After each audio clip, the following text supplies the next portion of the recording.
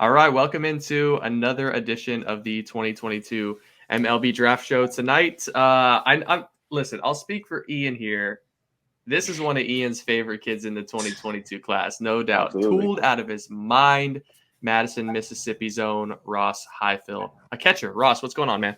Nothing much. How are y'all? Good, man. Doing fantastic, bro. Super glad to Absolutely. have you on tonight. Yes, Thank y'all for having me. Well, let's start with where we always start.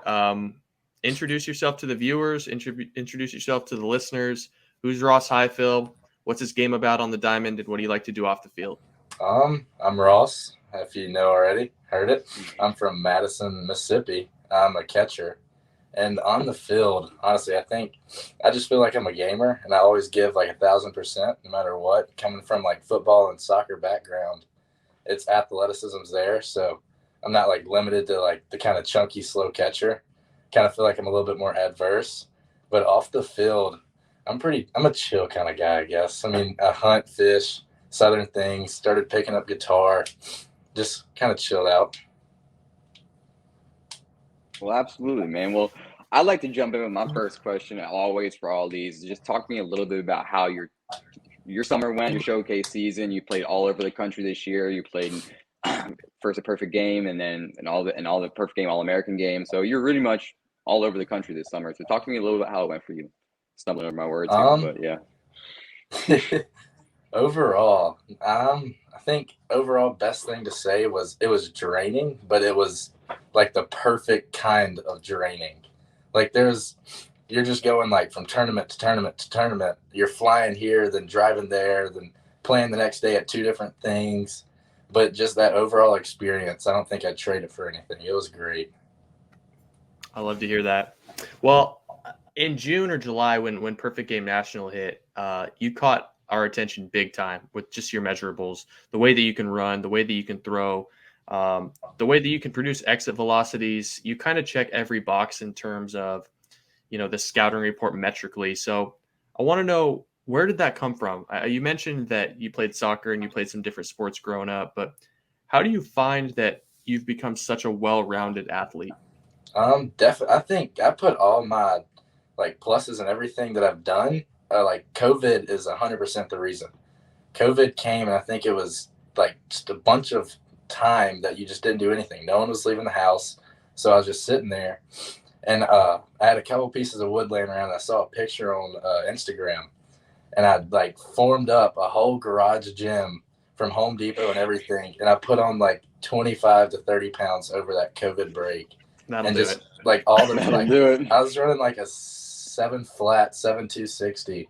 Then after COVID, I think it went to like a 6'6", and then I started working with a speed and agility dude. Then it went to like a 6'4", and this is as I'm putting more weight on. So it's like more weight, you shouldn't be quicker, but somehow it works out. I couldn't tell you like the science behind it, but putting on a lot of muscle and weight, it works for me somehow. Just getting stronger. Yeah.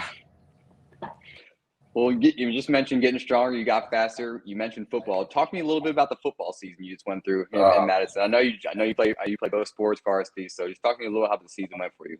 Well, I played last year and was cut short. I think I played 6 games, and I had surgery on my ankle. And this year, upcoming season, I was really questionable about playing because I didn't want to come out there and blow a knee out or hurt my back. So I told them I wasn't going to play, but I was always kind of there. Like if one of their running backs got hurt, I could always fill in, and I was like kind of their safety guard just in case. And honestly, they did things that I never thought they could do. Like they blew everyone away with their season, winning state, everything. It's going to be a memorable team coming from Madison for sure. Absolutely, man.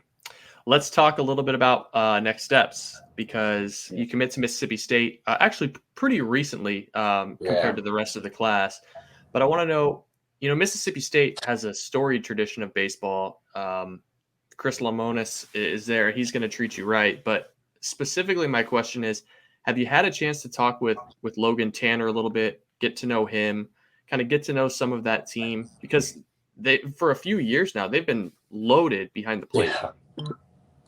So far, I wish I could talk to Logan Tanner and like pick his brain and see like his thoughts behind the plate, like how he calls games. But one of the people that graduated last year was Hunter Hines, who's up there actually right now.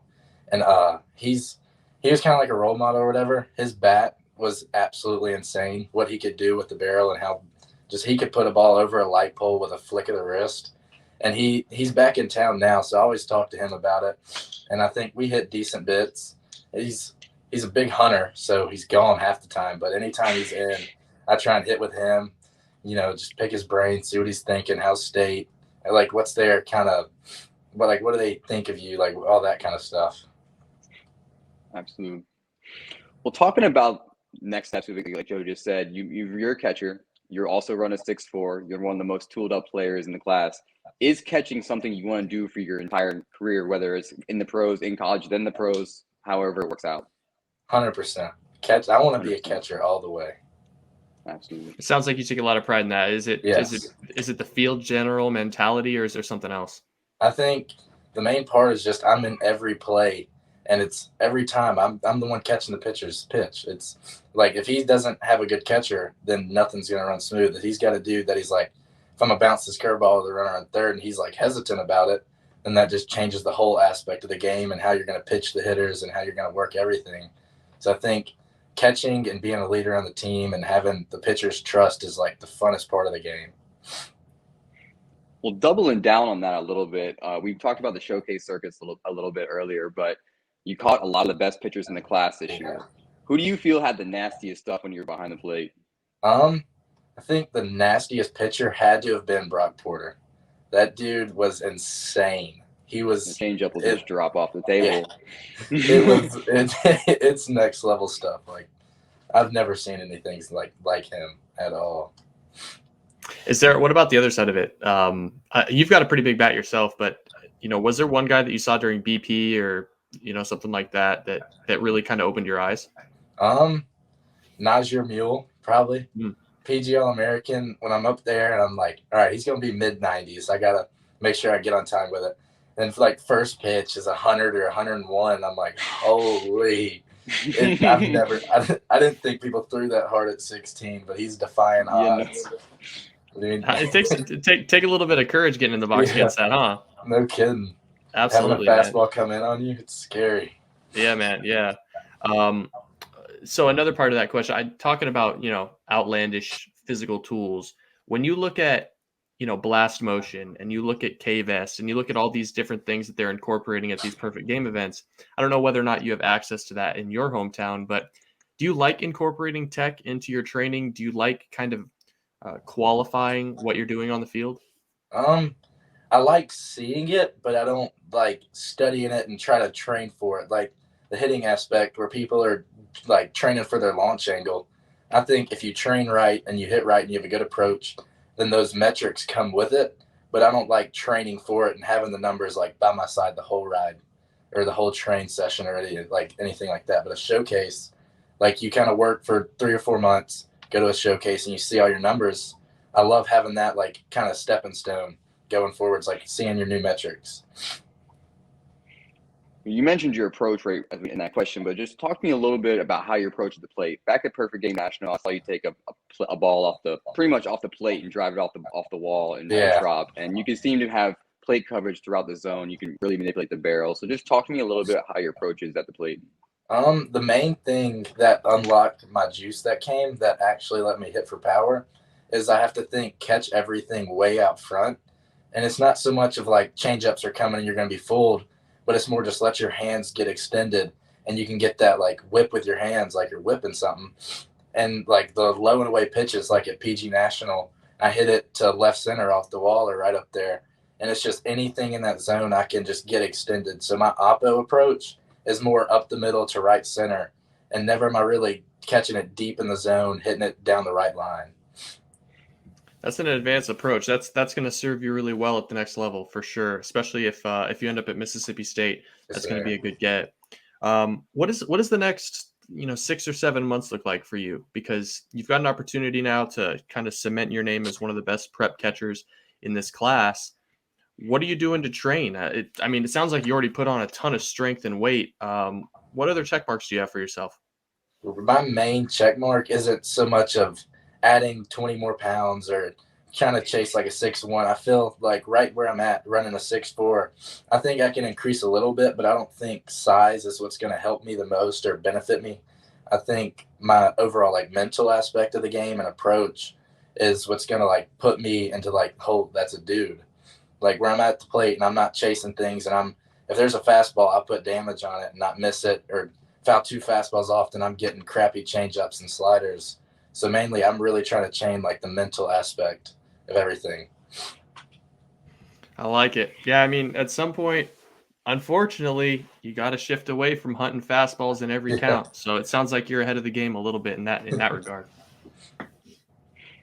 I think that might be my last baseball question. I'm thinking right now here. I know Joe might have some fun questions for you, because that's always our ending here. But yeah, I'm going to change it up a little bit with Ross. I'm going to change it up a little bit.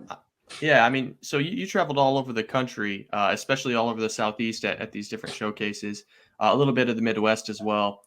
My question would be, what was the best restaurant that you had the chance to eat at? Ooh, it's like, this is in San Diego, and I went on DoorDash, and I think it was like an hour away. I made some dude drive, and I gave him like Good Lord. I gave him like a $20 tip or something, but it was like a chicken cookout, and there was it was like 10 pounds of mac and cheese, fries, and chicken nuggets, all put into one with like hot sauce and all this. It was so that good. sounds epic. It was worth all of it. I think I spent like $60. You take Ross out of Mississippi. And he's still looking for chicken nuggets and mashed potatoes and macaroni and cheese and in a casserole. All of it. You know, bro. All right, man. Right. Well, I gotta ask the other side of it. Is there a restaurant that you had this summer that you will not be returning to? Oh, I think I went to like a seafish place, and my stomach was never the same. It was terrible. So it threatened the 25 pounds of mass you put on, huh? Yes, it was decreasing quick. All right, man. Last question, a little bit more about the 2022 class. Who's the funniest guy that you played with? Funniest personality that you got to play with? Brock Porter, Hunter at PDP. We were on the same team, and we were together 24/7. And it's like, you'd think a guy like him going to the game, he's going to be locked in, maybe some headphones. Complete opposite. He gets on the bus, and he gets on like a beat, and he just starts freestyling random things, going crazy. And he's a fool. Interesting. That's his pregame warm-up pretty much. That's how he gets ready. It works. Sikowski has this guy broken. Yeah. Oh, man. That's funny, Ross. That's good. Goodness. All right, last question, and then we'll let you go after this. I don't know if you've seen the question that we end all of these interviews with, but what's the most random fact you know about absolutely anything that not a lot of people know? Random fact. Jeez, that's hard. I don't know. So actually, pigs do not sweat. That is just a weird little thing. Pigs don't sweat. Only Mississippi. Only Mississippi would you pull that out, man. Oh, my Lord. Well, Ross, it's been a pleasure, man. I really like your personality. I think you've got, even more room to grow in terms of where you could go in the 2022 draft. But if you don't end up getting selected and you end up at Mississippi State, man, they've got a good one. So thank you for joining the show today.